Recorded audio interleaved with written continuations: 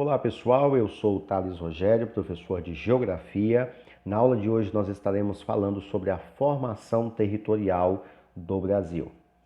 Os atuais limites de extensão do território brasileiro resulta de contexto histórico formado lá no ano de 1500 com a chegada dos colonizadores portugueses que passaram a apropriar do território habitado pelos indígenas.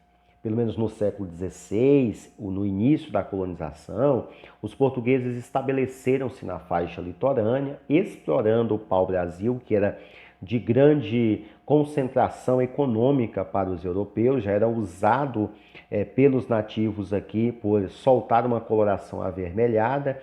Então os nativos, os índios, usavam esse produto aqui para o tingimento de tecido, para a pintura do próprio corpo, enfim.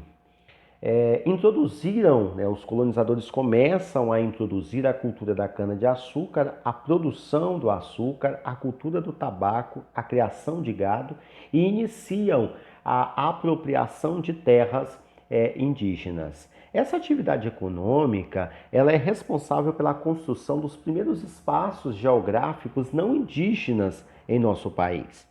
Esse processo de construção e reconstrução de espaço geográfico foi contínuo e ocorreu até mesmo em nossos dias, pois se trata de transformações baseado pela sociedade que realiza essa mudança do espaço por estar em constante movimento. Ainda no século XVI, os colonizadores eles organizam expedições oficiais, conhecidas como entradas, com o propósito de descobrir pedras preciosas, ouro e escravizar os indígenas. Partiam de Porto Seguro, sul do atual estado da Bahia, e das imediações de Salvador, levando o povoamento do território para o interior. Já nos séculos 17 e 18, o Tratado de Tordesilhas, firmado no ano de 1494, divide as terras americanas entre Espanha e Portugal. No século XVII, os portugueses e seus descendentes nascidos aqui ultrapassam os limites desse tratado, apropriando-se de terras que pertenciam à Espanha. O avanço para o interior do continente deu-se pela rota do rio Amazonas, na busca de drogas do sertão coletados por indígenas escravizados. Além disso, a expansão da pecuária ocorreu em direção do interior, chegando às terras que localizavam ao oeste do meridiano de Tordesilhas. Ao mesmo tempo que ocorria a implantação de atividades econômicas, as expedições armadas de colonos e de indígenas, já integrados aos conquistadores, conhecidos como bandeiras, partiam-se da vila de São Paulo em direção ao interior do território.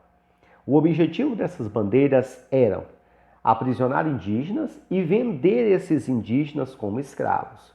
As bandeiras também são conhecidas em nossa história como bandeirismo ou sertanismo apresador. Outras bandeiras, chamadas de bandeirismo ou sertanismo minerador, partiam também da vila de São Paulo e tinham como objetivo procurar ouro e pedras preciosas.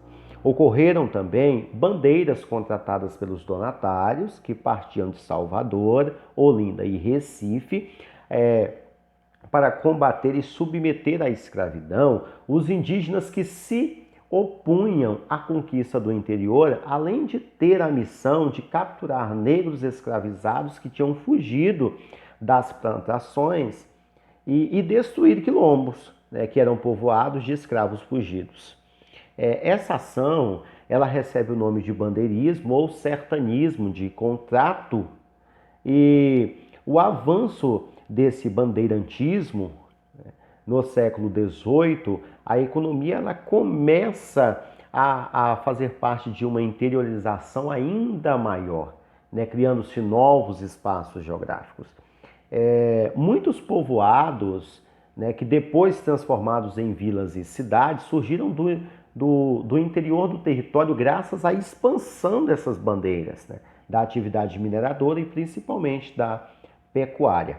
Já no século XIX, três outras atividades econômicas se tornaram ali o movimento da construção do espaço, dentre elas a cultura do cacau no sul da Bahia, a cafeicultura no Rio de Janeiro e São Paulo e a extração do látex na Amazônia para a fabricação da borracha.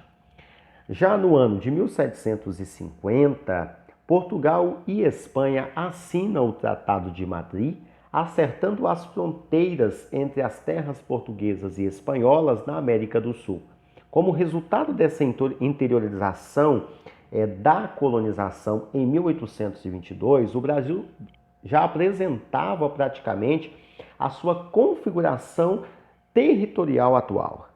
No final aí do século XIX e início do século XX, os governos brasileiros, por meio de tratados e convenções diplomáticas, com base nas colônias europeias vizinhas, resolveram pendências de fronteiras que ainda existiam na época.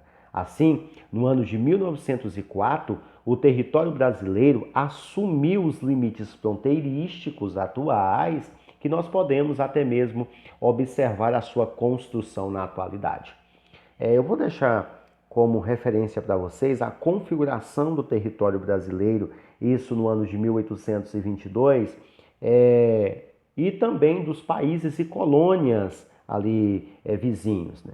Pelo menos a independência do Brasil, ela ocorre em 1822 e nós temos aí cada região o ano da sua independência.